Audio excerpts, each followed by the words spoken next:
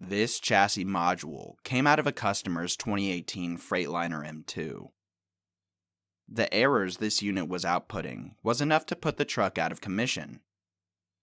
We determined the root cause was a corrosion issue, which had opened up many connections inside of the module. When we started, this module was completely dead, but after a full rebuild and repair of many of the connections, we were able to get the module to boot up on the CAN bus, as shown in the video.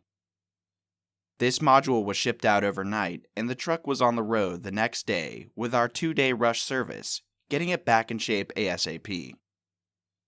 ERD has experience in getting the job done in a timely manner, while still maintaining our standards, which enable us to provide our 3-year warranty.